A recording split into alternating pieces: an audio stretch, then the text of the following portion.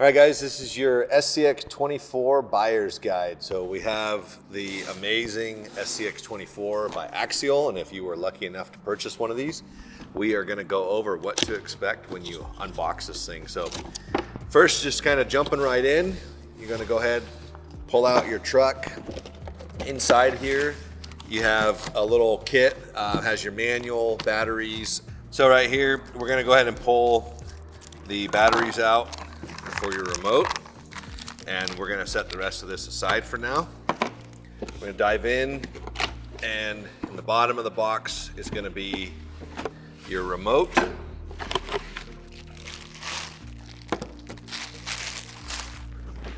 And your battery charger. So battery charger is a USB style.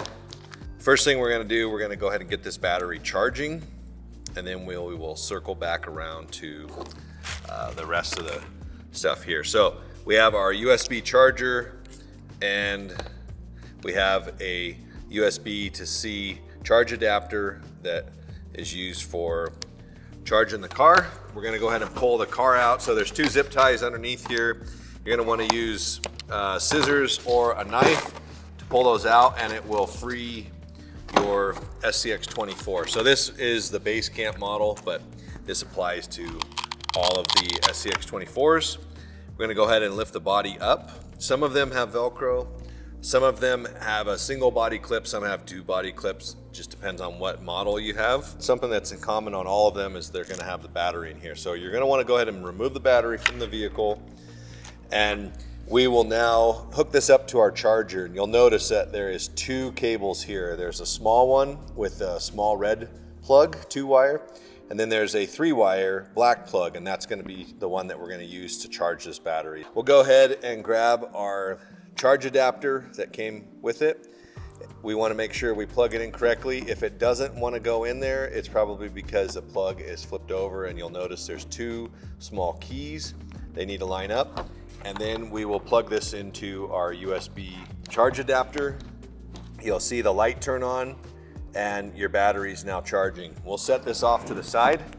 They usually come about half charged, so that's something to keep in mind. If you're wanting to pull this out and use it right away, you probably could for a few minutes, but you would need to charge the battery, so we're gonna go ahead and get that charging right away. The next thing we're gonna do is we'll go ahead and get our remote batteries set up, and you'll just want to crack these guys open. It does come with batteries, which is awesome. I mean, I don't know how many of you have ever bought something that you've been excited about and you've gone home and you don't have any batteries on it. So on this particular one, you just want to make sure you get the batteries in there correctly. It's usually a 50-50 shot on the first try, but you put them in, hit the button, and you see the red light comes on. That means that this is now ready to go. So to turn it off, you hold the button down on the back, the red light turns off, and it's pretty much ready to go. So.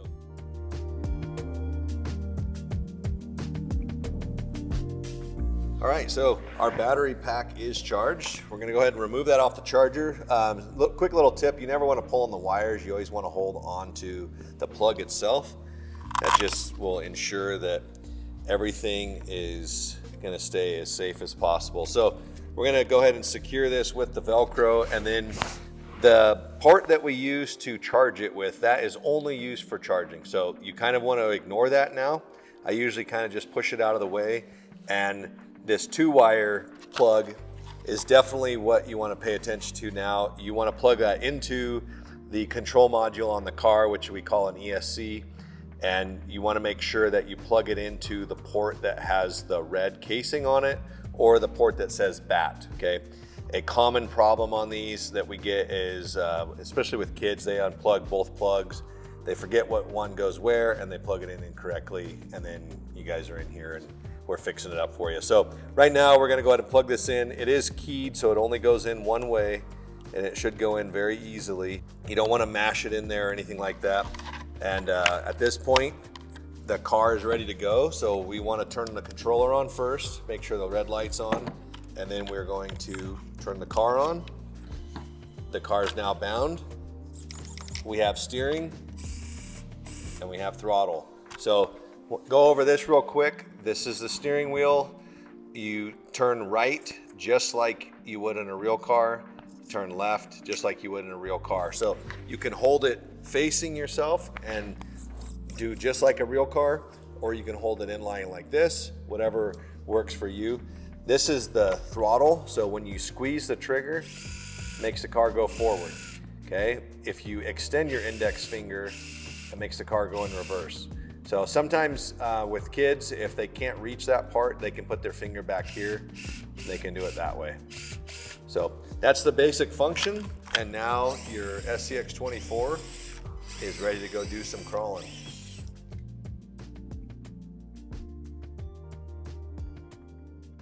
All right, guys, so this is a little bit more in depth on the functions of the controller. So this particular model and most of the newest generation of the SCX24s, they have this remote, which on the backside here, you have a selector switch for your speed. So you have 100%, 75%, and 50%.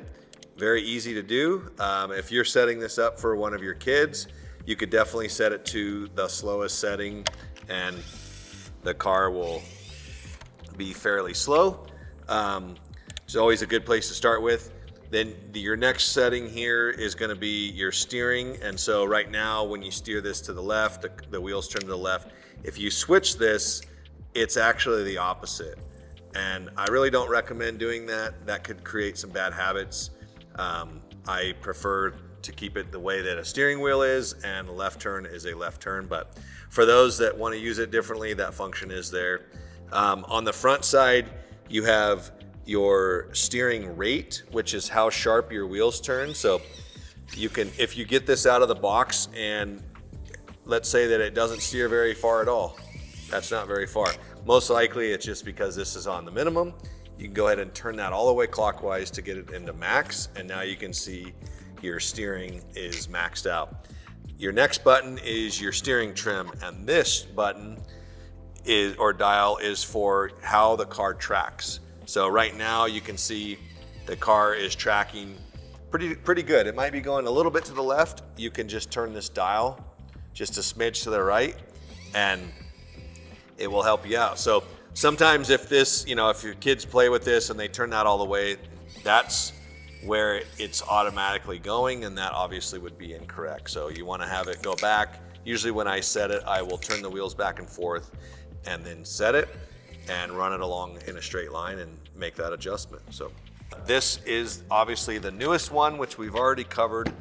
And if for some reason, if you have one of these two, we just wanted to go over kind of the functions of these controllers. These have a flip up on the back and they have a lot of the same buttons in here, but they don't have the dial. So this particular model, it does have a plus or minus for the steering trim, the steering rate, and this particular one for the Wrangler and a few other models, they do not have a speed selector. So it's just one speed, which is going to be 100% power.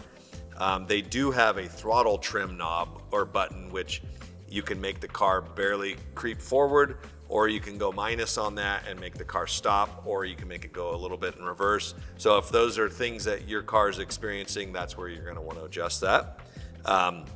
It does have the steering forward reverse, which changes this from being left and right to right and left.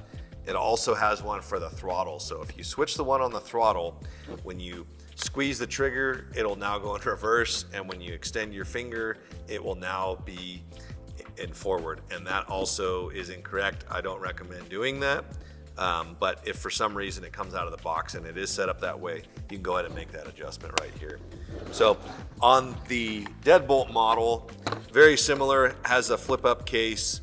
And on this one, it does have the trim dials like the first one that we went over. Your steering trim is going to be here in the middle, and then your dual rate, which is your steering angle, is going to be the second one. And you also have a speed selector on this one, along with the steering reverse. They're all pretty much the same. One last thing on this one, your on-off switch is right here. On this one, your on-off switch is right there, which is a little bit different too than the first model. So one thing that happens a lot of times is you'll run your car dead and you'll stop playing with it or stop using it. And the next time you go to drive it, this battery, it won't take a charge. And that's because it's really bad to leave these things dead. So we always recommend, if you run it dead, to throw it on your charger for 15, 20 minutes. It would be better to leave this fully charged than it would be to leave it dead. That's just kind of a, what we call a pro tip. Also too, signs of your battery dying in your car. The main one is it slowing down, realizing that it's relatively slower, maybe it won't climb or is less capable. The other thing is, most of these RC cars have a cutoff voltage programmed into them where the throttle will just stop and the car won't go anymore. It'll still have steering and everything, and that's your first warning that the battery is dead. So you definitely don't want to just shut it off, turn it back on, and let it go for a few more minutes. We've seen that too. It will keep going, but it's really hurting the battery by doing that. So if it does show any of those signs, it's definitely time to throw it on the charger and make sure that it's good for many days to come. All right, guys, that's going to conclude our video on the amazing SCX24 platform. So if you have any other questions, or if we weren't clear on anything in the video, feel free to drop that in the comments and we'll do our best to get back to you. Thanks.